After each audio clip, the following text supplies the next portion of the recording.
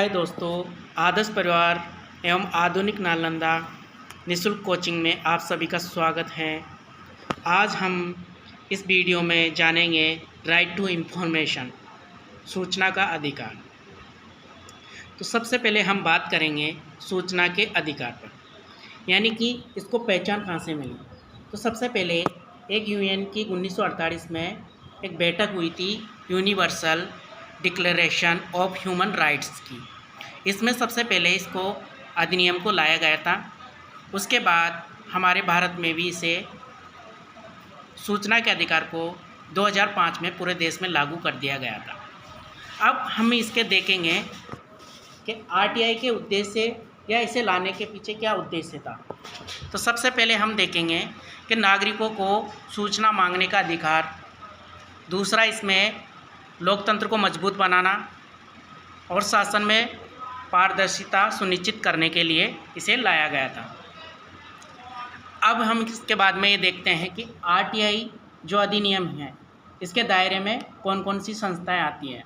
तो संवैधानिक निकाय संसद, राज्य विधानमंडल के द्वारा गठित संस्थान निकाय इसमें शामिल है।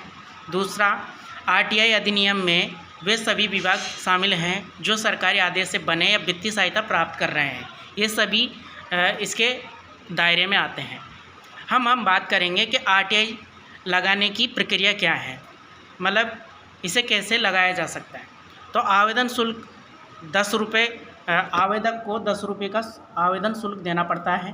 बीपीएल धारियों के लिए बिल्कुल निःशुल्क है, वो आवेदन कर सकते हैं। आवेदन के व्यक्तिगत जीवन से जुड़ी सूचनाओं को 48 घंटे के भीतर देने का प्रावधान भी इस अधिनियम में किया गया है।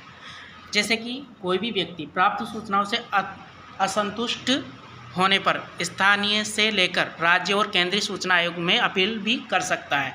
ये भी आयोग ने इसमें आरटीआई में अधिनियम में प्रावधान किया गया है। आरटीआई अधिनियम के दायरे से बाहर संस्थान जैसे राष्ट्र की संप्रभुता, एकता और अखंडता पर प्रतिकूल प्रभाव डालने वाली सूचनाओं और कानूनों के दायरे से बाहर रखा गया है।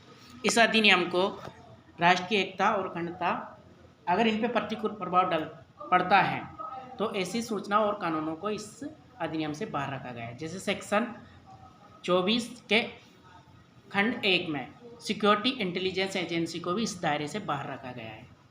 यही था आज का सूचना का अधिकार। और नेक्स्ट मिल